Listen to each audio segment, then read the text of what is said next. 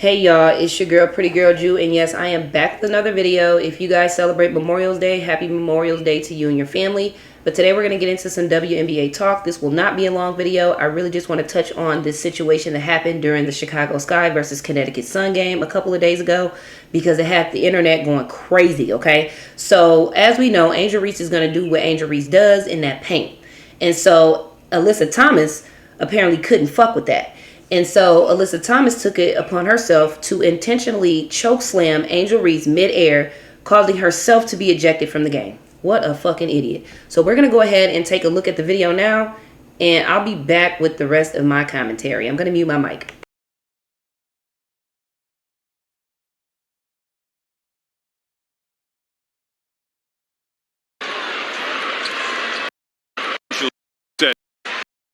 First time she went down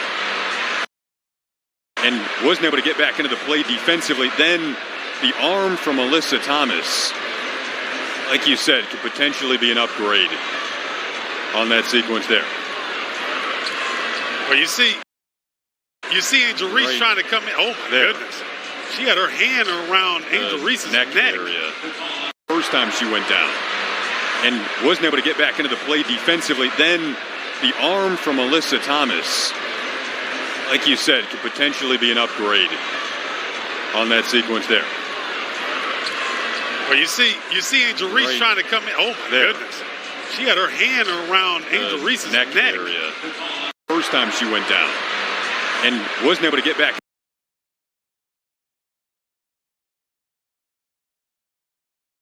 We're going to stop that right there. I've seen enough. I've seen it several times. Let me know what y'all think about this. I'll tell y'all what I think about it while y'all are typing down in the comments y'all opinions. These bitches cannot fuck with these rookies. That's what it is. Like, they thought that these rookies from the 2024 draft class was going to come in and lay down, and they coming in and they showing up and they showing the fuck out. And somebody like Angel Reese and Caitlin Clark, who are the two biggest names of the rookie class as we know, that we know of today, unless somebody else wants to bring up another rookie from the 2024 class that's up there with Angel Reese and Caitlin Clark in terms of notoriety, go ahead and feel free to drop that in the comments. But we have Angel Reese and Caitlin Clark, who are rivals, who have brought a lot of notoriety to the WNBA. And then we have Angel Reese, somebody who we know from watching her play college basketball, the double-double queen. We know how she gets in that paint. And Alyssa Thomas wasn't fucking with it. And so what did she do? She did a dirty-ass move like she always does. And it seems like it's something against the Chicago Sky that she likes to play dirty, because there's a clip going around that we're going to watch now of her doing the same or similar thing to Candace Parker back, 3-4 years ago when Candace Parker played for the Chicago Sky. So let's watch this. Hold on. Where was it? A lot of people had that clip of Candace Parker going around, and they was like, no, this is not her first time she does this type of shit. Like, look at that. Look at that. She was not even going up for the ball. Like, look at that. Her other arm was not, it's sitting there resting. And so a lot of people were like, where are her teammates? Why her teammates didn't do nothing? For one, y'all got to think, everybody is playing their own game. Nobody knew that shit was finna happen. And so look at Kennedy. You see how Kennedy look over like, bitch, what the fuck? So I get where people were like, whoa, somebody on that team was supposed to step up to Alyssa Thomas in her face and say, yo, that was wrong. And I do agree with that. Veteran to veteran. There's somebody on the Chicago Sky team that's a vet. So veteran to veteran, somebody could have went up to Alyssa Thomas and said, yo, that was foul, that was fucked up. And at least set the tone. Don't come over here fucking with us, because we bout that. You know what I'm saying? Like, don't come over here playing dirty, because, bitch, we bout that when it comes to our rookies. And I feel like in that moment, she didn't get any protection. But I also feel like in the players' defense, half the players didn't see it. Some of them did. And I feel like the one that really did see it was Kennedy, because of the way she looked at Alyssa Thomas. If Alyssa Thomas truly did not mean that, she just walked clean off. She literally did what she did and walked clean off, waited on the sideline for whatever her penalty was going to be. And they had to review it and upgrade it to a flagrant 2 and eject her from the game. A lot of people are like, she should have been fined. She should be charged with assault. Like, I'm not going to sit here and do all the fine. I mean, the whole assault thing. No. Don't charge me with no assault. Don't charge nobody with no assault. Let me get up and run my ones if that's the case. Let me assault for an assault then if we doing it like that. So I don't really think law enforcement needs to be involved, but I do think that she should get penalized financially, because these bitches are already broke. So what are we talking about? Like, y'all can't afford to get hit with $10,000 and $15,000 fines. Y'all not making money like they are in the NBA. But I bet you if they start fining them like they fine NBA players for doing goofy shit like this, well, NBA players get fined for far less. Let's just start there. NBA player can have a post game conference interview, say something that the league dislikes, and be fined for it. So they could be fined for far less. This right here deserves a fine. Some people said she should have been suspended for a couple games.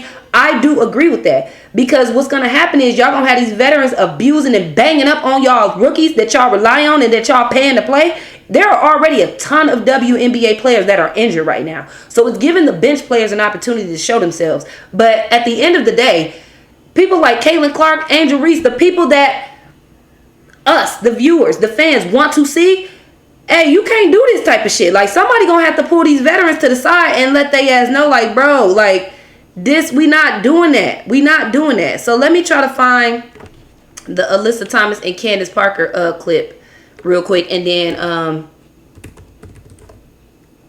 we'll look into, where the fuck did this go? We'll look into Angel Reese's response as well. Actually, we'll go back to that, because I don't even know why the fuck. Did y'all see me click on that? I didn't click on that. I typed in something. Okay, so let's go to Angel Reese's response, because she did have a very, to me, Angel Reese is being a little too humble. I'm going to be honest, bitch, because if you clothesline me, we could see each other afterwards, outside. Alyssa Thomas, you know, somebody I looked, you know, like before the game, too, she was speaking highly of Alyssa Thomas and the veterans in the league and Breonna Jones and how she couldn't wait to play them. Okay, I'm finna mute my mic and I'm finna play the volume on this.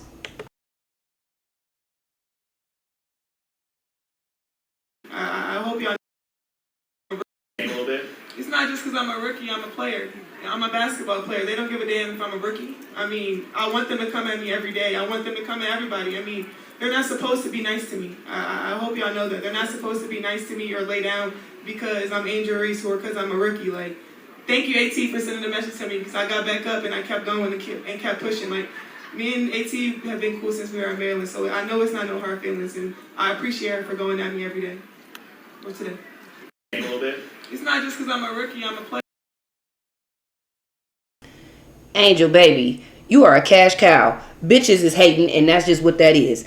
And Alyssa Thomas, for somebody who's been in the league for as long as she's been, the runner-up MVP for last year's season, like, bitch, come on now. You don't know how to handle a rookie? You don't know how to handle a rookie? Would you have done that to Jonquel Jones down there? Like, you know what I mean? Like, come on, man. Like, let's, like, I mean, maybe she would have, because she did ram her fucking knees into Candace Parker, and Candace Parker was limping up and down the court. And I know Candace Parker was thinking, like, this bitch, like, because, like, girl, all of her fouls like that are very intentional. Like, they have nothing to do with the actual play.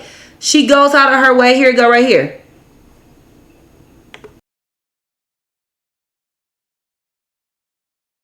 Knee. Handed shot by Thomas. And then Parker hanging on to her left knee.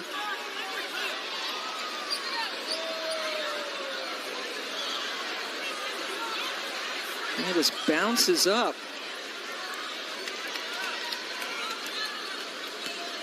Yeah, hit knees with Alyssa Thomas. And a handed shot. I'm going to tell y'all something now. When Alyssa Thomas do something and she just walk off like that, that's how you know whatever she did was intentional. She did the same shit with Angel Reese, and she did the same shit here. If you were really going for the fucking ball and you ram knees with somebody to where they fell and they were hurt and you was up, why wouldn't you go check on them? Because it was intentional. Like, this has to stop. This has to stop. The league literally has two fucking teams. Why are we injuring or risking injuring our star players? Candace Parker has always been a star franchise player of the WNBA. Why are we trying to hurt her intentionally? You see what I mean? Like, man, that's just, I love Alyssa Thomas's game because she's tough. She's tough.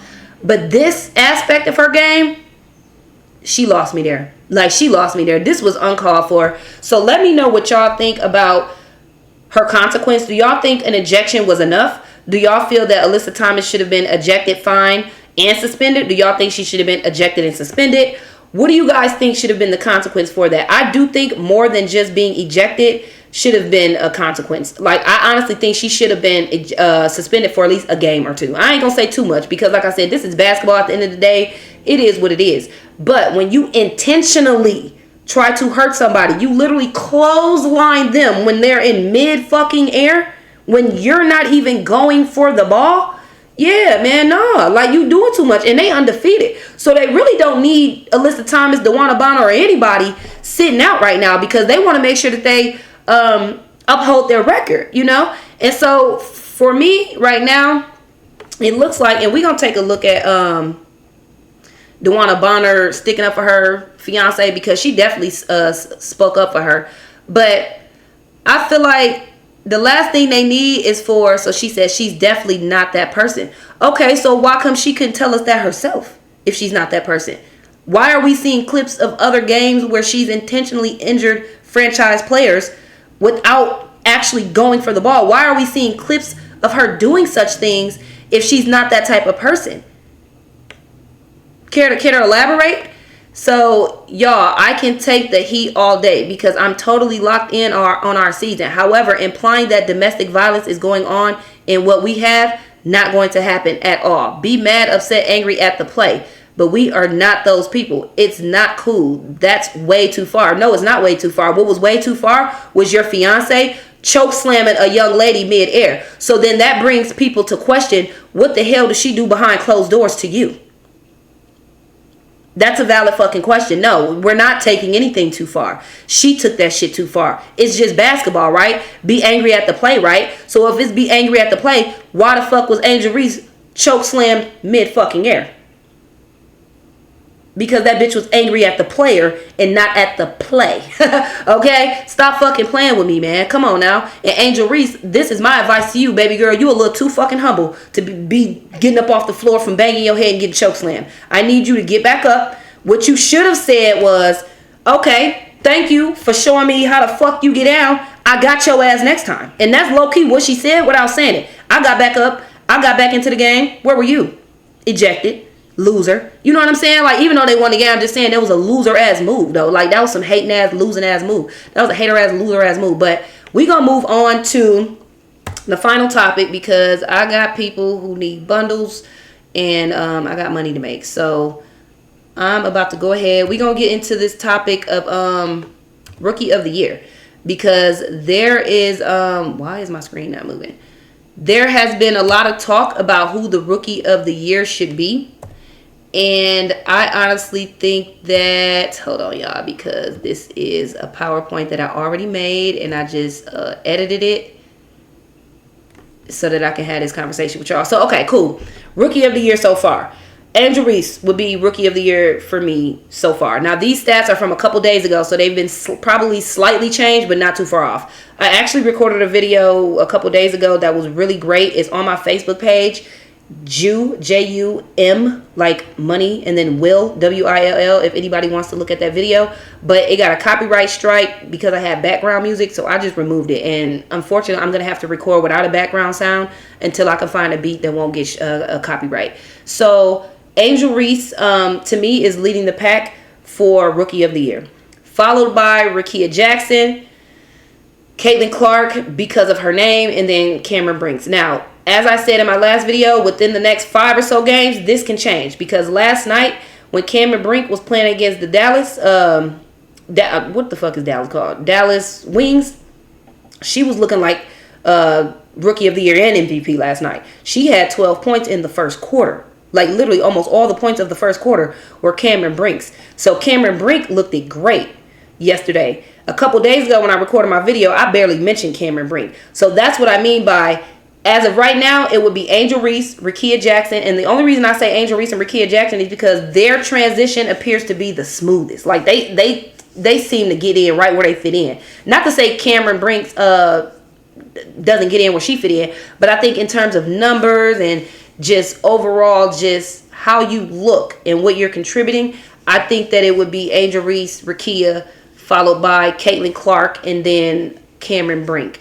But that's close because they're all really, really close. Angel Reese looks the best playing with the Chicago Sky, and that was the absolute best placement for her of all the teams of the WNBA. I honestly cannot see her. Man, I'm trying to think. I can't see Angel nowhere else but Chicago. Like, she looks great over there. As of right now, of course. Now, in the next couple years, when other draft classes come in and they start mixing things up, then we might be able to see her elsewhere. I would love to see her playing with Flau'jae. So, who knows? Chicago might pick up Flau'jae in 2026. By 2026, we'll have 2 more WNBA teams, because I think there's one going in the Bay Area for 2025. They're starting the WNBA team. And then in Canada in 2026.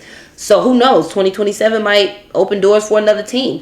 But the WNBA is so competitive, and it's crazy because even we can go from the Mystics. The Mystics is the only team that I have to really watch to tap into their players. The Mystics ain't making no noise, and Aaliyah Edwards ain't making no noise. And she was the 5th overall pick, if I'm not mistaken. So we have the 1st, we have the 7th, we have the 4th, and the 2nd overall picks right here.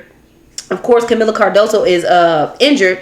So when she comes back June 1st, we'll see what she's working with. We're going to have to give her a couple games to get acclimated.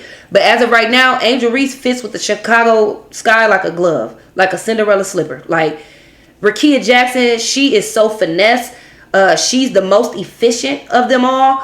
She's just a smooth operator out there on that court. Like, watching Rickea Jackson play is watching a fucking star. So if Angel Reese didn't fit so much like a glove over there in Chicago, and if Angel Reese wasn't banging out 8.5 rebounds a game, it would be Rickea Jackson would be my #1 Rookie of the Year pick if we had to pick today. Now, in the next 3 or 4 games, like I said, Cameron Brink done came through, and she surprised us yesterday with 12 points in the first quarter, 21 points overall. She was looking great. And, of course, as these games continue and they're playing like 4 or 5 games a week. Like, a lot of them have not had a home game yet. I think the game against Connecticut was the Chicago Sky's first home game. I think Caitlin Clark and the Indiana Fever have been on the road for like 4 or 5 games, So I think that being able to play at home will make a difference in how some of these players show up and show out. And I think that just over time, that chemistry and repetitiveness and, just the overall adjustment. But let me know what y'all think about this video. Who would you choose as Rookie of the Year if you had to choose today, and why? Do you guys think what Alyssa Thomas did to Angel Reese was excessive? Do you guys feel like it's just basketball? It is what it is. Do y'all think she should have gotten more than just ejected from the game? Let me know. Until next